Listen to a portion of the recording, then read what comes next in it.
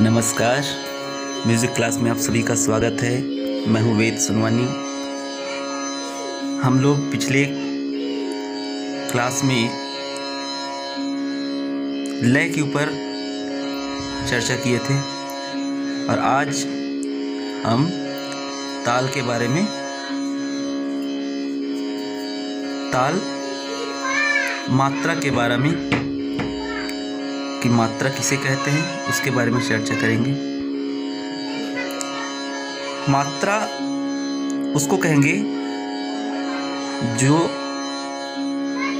उसकी लंबाई को स्पष्ट करते हैं, मतलब तालों की लंबाई को स्पष्ट करते हैं। जैसे कोई भी एक ताल है, उसकी मात्रा कितनी, मतलब एक आवर्तन में वो कितने बार वो बजता है। अब इसमें आप लोग के लिए ये आवर्तन नया शब्द हो गया। आवर्तन किसको कहेंगे? जैसे कोई भी एक ताल है, जैसे अपन ले लेते हैं 16 मात्रा की ताल, धा धिन धिन धा, धा धिन धिन धा, धा तिन तिन ता, ता धिन धिन धा। ये 16 मात्रा की एक ताल है। अब जैसे धा धिन धिन धा, धा दिन दिन धा, धा तिन तिन ता, फिर ता दिन दिन धा, वो एक बार बजेगा, ये हो गया 16 मात्रा। अब वो जो शुरू से लेकर अंत तक जो बज रहे हैं, अगर वो 2 बार बजेंगे तो उसको आवर्तन कहते हैं। जैसे आप लोग घड़ी में पेंडुलम देखे हैं, वो एक बार दाएं से बाएं ऐसा होता है, तो दाएं से बाएं जैसे वो जाते हैं वो हो गया एक आवर्तन। दाएं से बाएं फिर जाएगा, फिर बाएं से दाएं, तो ये हो गया एक आवर्तन।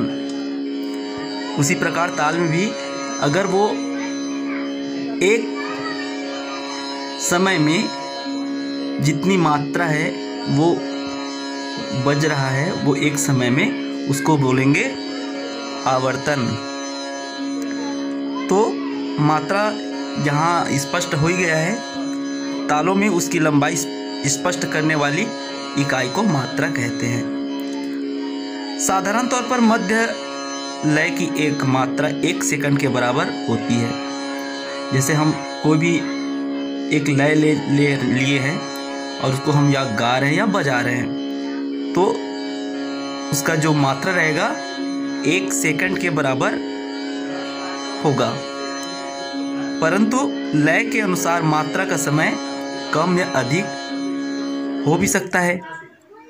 जैसे लय, कोई गाना गा रहे हैं जो धीरे लय में गा रहे हैं या जल्दी जल्दी फास्ट गा रहे हैं, है ना, या फिर वो सामान्य चाल में गा रहे हैं, तो उस हिसाब से मात्रा जो है, मात्रा वही रहेगा, लेकिन उसका समय जो है वो बढ़ सकता है या घट सकता है। अगर वो जल्दी जल्दी गा रहे हैं तो वो जल्दी जल्दी बजाना पड़ेगा, या फिर वो बहुत स्लो है तो उसको स्लो बजाएंगे, लेकिन मात्रा वही रहेगा। गायन या वादन या नृत्य के आरंभ में ही एक मात्रा एक निश्चित कर लिया जाता है। अंततः उसी के आधार पर क्रिया निर्भर करती है। मात्रा काल की सबसे छोटी इकाई, जैसे हम शुरू में बता गए हैं, भिन्न भिन्न मात्राओं के भिन्न भिन्न प्रकार, प्रयोग, विभिन्न ताल बनती जैसे मात्राओं के हम ताल की पहचान कर सकते हैं, हम पहले ही बता चुके हैं। तो ये रहा मात्रा। अब आते हैं ताल। अब ताल किसे कहते हैं, मैं पिछली वीडियो में आप लोगों को बता ही चुका हूँ, फिर भी एक बार आपको याद दिला दूँ कि ताल काल के नापने की साधन को ताल कहते हैं, मतलब समय के मापने को के साधन को ताल कहते हैं। गायन, वादन और नृत्य, ये जो है बिना ताल के शोभा नहीं देता। ताल संगीत का प्राण कह सकते हैं। ताल प्राण ही है संगीत का। ताल जो है, इसके बिना ना गायन, न वादन, न नृत्य, ताल के बिना अधूरा है। ताल उनका प्राण है।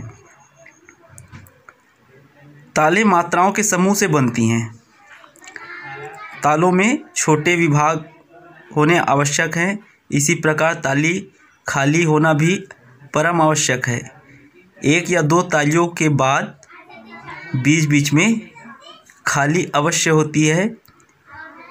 ताले तबला ढोलक पखावज आदि पर बजाई जाती है। जैसे आप लोग देखी हैं, ढोलक देखे हैं और पखावज भी देखे हैं, उसमें ज़्यादातर ताल का प्रयोग होता है। और वो ठेका तो हम बता ही चुके हैं, एक 16 मात्रा का ले लेते हैं। उसमें उसके बोल हैं धा धिन धिन धा, धा धिन धिन धा, धा तिन तिन ता, ता धिन धिन धा। ये 16 मात्रा के ताले हैं। अब इसमें ताली खाली दिखाना आवश्यक है। अब इसमें पहले भाग में 4 मात्रा, फिर दूसरे विभाग में 4 मात्रा, फिर तीसरे विभाग में 4 मात्रा, फिर चौथे विभाग में 4 मात्रा। तो 4-4 के विभाग में ये 16 मात्रा पूर्ण होती है। जिसमें पहली मात्रा में हम क्रॉस का चिन्ह लगाते हैं, उसको बोलते हैं सम। फिर दूसरी ताली बजाते हैं, उसको बोलेंगे 2। फिर हम खाली भी दिखाते हैं, उसको बोलेंगे, उसमें लिखते हैं दर्शाने के लिए 0 लिखते हैं। फिर तीसरी ताली में हम 3 लिख करके तीसरी ताली को हम प्रदर्शित करते हैं। तो ये हो गया मात्रा और ताल किसको कहते हैं। निश्चित रूप से आप सभी को आज का लेसन अच्छा लगा होगा। आज के लिए इतना, बहुत बहुत धन्यवाद।